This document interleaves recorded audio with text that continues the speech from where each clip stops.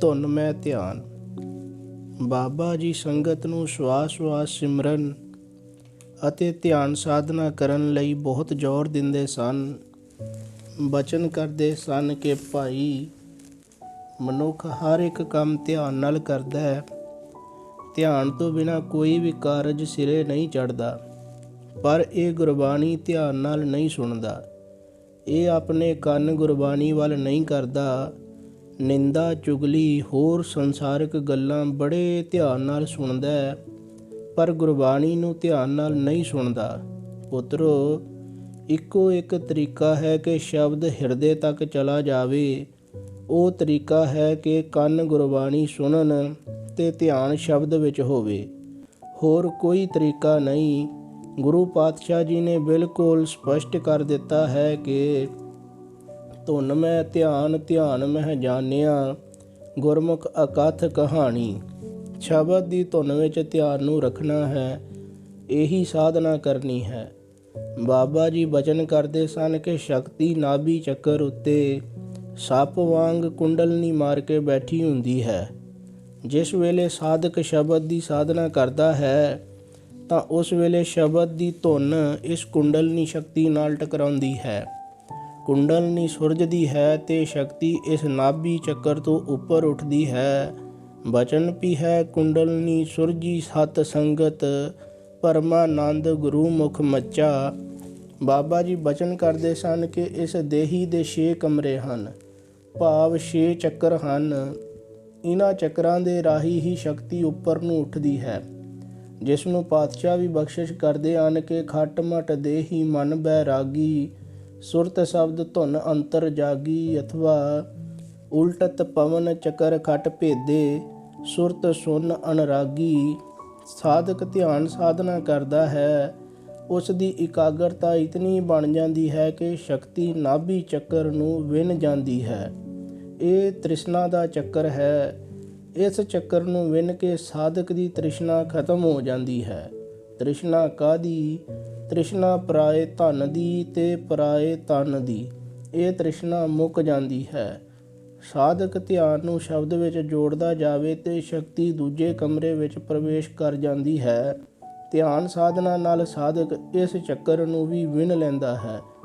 ਉਸ ਦਾ ਮੌਤ ਦਾ ਭੈ ਦੂਰ ਹੋ ਜਾਂਦਾ ਹੈ। ਕਿਸੇ ਵੀ ਪ੍ਰਕਾਰ ਦੀ ਮੌਤ ਦਾ ਭੈ ਦੇ ਕੇ ਉਸ ਨੂੰ ਹੁਣ ਡਰਾਇਆ ਨਹੀਂ ਜਾ ਸਕਦਾ।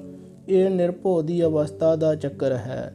ਸਾਧਨਾ ਹੋਰ ਪ੍ਰਬਲ ਹੋ ਜਾਵੇ ਤਾਂ ਸ਼ਕਤੀ ਤੀਸਰੇ ਕਮਰੇ ਭਾਵ ਮਣੀਪੁਰ ਚੱਕਰ ਵਿੱਚ ਪ੍ਰਵੇਸ਼ ਕਰਦੀ ਹੈ। ਇੱਥੇ ਸਾਰਾ ਵਿਗਿਆਨ ਸੁਗਿਆਨ ਹੈ। ਇਹ ਗਿਆਨ ਦਾ ਚੱਕਰ ਹੈ। ਸ਼ਕਤੀ ਇਸ ਚੱਕਰ ਨੂੰ ਵਿੰਨ ਜਾਵੇ ਤਾਂ ਉਸ ਮਨੁੱਖ ਨੂੰ ਹਰ ਤਰ੍ਹਾਂ ਦਾ ਗਿਆਨ ਹੋ ਜਾਂਦਾ ਹੈ। ਸਾਰਾ ਵਿਗਿਆਨ ਸੁਗਿਆਨ ਉਸ ਦੇ ਕੋਲ ਆ ਜਾਂਦਾ ਹੈ। ਉਹ ਗਿਆਨ ਭਰਪੂਰ ਹੋ ਜਾਂਦਾ ਹੈ।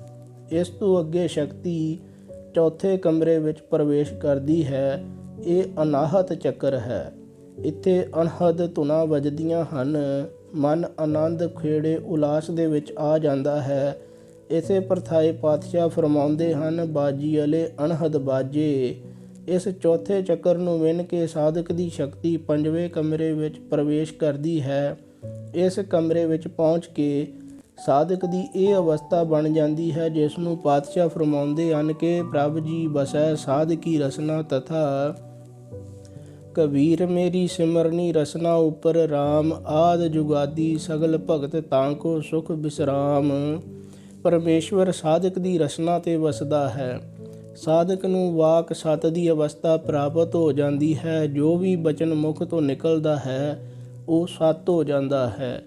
ਇਹ ਅਵਸਥਾ ਸਾਧਕ ਦੀ ਬਣ ਜਾਂਦੀ ਹੈ। ਪਾਤਸ਼ਾਹ ਬਚਨ ਕਰਦੇ ਹਨ ਕਿ ਬਿਰਥੀ ਕਦੇ ਨਾ ਹੋਵਈ ਜਨ ਕੀ ਅਰਦਾਸ, ਨਾਨਕ ਜੋਰ ਗੋਬਿੰਦ ਕਾ ਪੂਰਨ ਗੁਣਤਾਸ। ਪੁੱਤ, ਕਦੋਂ ਬਿਰਥੀ ਨਹੀਂ ਹੋਏਗੀ ਜਨ ਕੀ ਅਰਦਾਸ? ਇਸ ਅਵਸਥਾ ਤੇ ਸਾਧਕ ਜਦੋਂ ਪਹੁੰਚਦਾ ਹੈ, ਹੁਣ ਉਸ ਦੀ ਅਰਦਾਸ ਬਿਰਥੀ ਨਹੀਂ ਜਾਵੇਗੀ। ਇਹ ਪੰਜਵੇਂ ਕਮਰੇ ਦੀ ਅਵਸਥਾ ਹੈ। ਸਾਧਕ ਸ਼ਬਦ ਦਾ ਧਿਆਨ ਕਰਦਾ ਜਾਏ ਤੇ ਸ਼ਕਤੀ ਛੇਵੇਂ ਕਮਰੇ ਭਾਵ ਆਗਿਆ ਚੱਕਰ ਵਿੱਚ ਪ੍ਰਵੇਸ਼ ਕਰਦੀ ਹੈ। ਇਸੇ ਪ੍ਰਥਾਏ ਪਾਤਸ਼ਾਹ ਗੁਰਬਾਣੀ ਅੰਦਰ ਬਚਨ ਕਰਦੇ ਹਨ ਕਿ ਖੱਟ ਨੇਮ ਕਰ ਕੋਠੜੀ ਬਾਂਧੀ, ਬਸਤ ਅਨੂਪ ਬੀਚ ਪਾਈ, ਕੁੰਜੀ ਕੁਲਫ ਪ੍ਰਾਨ ਕਰ ਰਾਖੇ, ਕਰਤੇ ਬਾਰ ਨਾ ਲਾਈ। ਸਾਧਕ ਨੂੰ ਉਸ ਅਨੂਪ ਵਸਤੂ ਦੇ ਦਰਸ਼ਨ ਦਿਦਾਰੇ ਹੋ ਜਾਂਦੇ ਹਨ। ਪਰ ਪੁੱਤ, ਇੱਥੇ ਵੀ ਚੱਕਰ ਹੀ ਹੈ। ਇਹ ਆਤਮਾ ਪਰਮਾਤਮਾ ਦੀ ਅੰਸ਼ ਹੈ। ਇਸ ਦਾ ਆਦਿ ਪਰਮਾਤਮਾ ਹੈ ਤੇ ਇਸ ਦਾ ਅੰਤ ਵੀ ਪਰਮਾਤਮਾ ਹੀ ਹੈ। ਇਸ ਦੀ ਯਾਤਰਾ ਉਸ ਵਿੱਚ ਅਭੇਦ ਹੋ ਕੇ ਹੀ ਪੂਰੀ ਹੋਵੇਗੀ। ਜਿਵੇਂ ਪਾਣੀ ਦੀ ਯਾਤਰਾ ਸਮੁੰਦਰ ਤੋਂ ਸ਼ੁਰੂ ਹੁੰਦੀ ਹੈ, ਵਾਸ਼ਪੀਕਰਨ ਹੋ ਕੇ ਬੱਦਲ ਬਣਦੇ ਹਨ, ਪਹਾੜਾਂ ਵਿੱਚ ਬਾਰਿਸ਼ ਹੋ ਕੇ ਬਰਫ਼ ਬਣ ਜਾਂਦਾ ਹੈ, ਬਰਫ਼ ਪਿਘਲ ਕੇ ਦਰਿਆ ਵਿੱਚ ਵਹਿੰਦੀ ਹੈ, ਦਰਿਆ ਨਦੀਆਂ ਪਹਾੜਾਂ ਵਿੱਚ ਦੀ, ਮੈਦਾਨਾਂ ਵਿੱਚ ਦੀ ਹੋ ਕੇ ਸਮੁੰਦਰ ਵਿੱਚ ਸਮਾ ਜਾਂਦੇ ਹਨ। ਸਮੁੰਦਰ ਹੀ ਪਾਣੀ ਦੀ ਯਾਤਰਾ ਦਾ ਆਦਿ ਹੈ ਤੇ ਸਮੁੰਦਰ ਹੀ ਅੰਤ ਹੈ। ਇਵੇਂ ਹੀ ਪੁੱਤ, ਆਤਮਾ ਦਾ ਆਦਿ ਤੇ ਅੰਤ ਵੀ ਪਰਮਾਤਮਾ ਹੀ ਹੈ। 6 ਕਮਰਿਆਂ ਨੂੰ ਵੀ ਵਿੰਨ ਕੇ ਸ਼ਕਤੀ ਪਰਮੇਸ਼ਵਰ ਦਾ ਹੀ ਸਰੂਪ ਹੋ ਜਾਂਦੀ ਹੈ।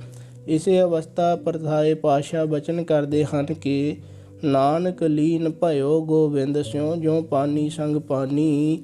ਵਾਹਿਗੁਰੂ ਜੀ ਕਾ ਖਾਲਸਾ, ਵਾਹਿਗੁਰੂ ਜੀ ਕੀ ਫਤਿਹ।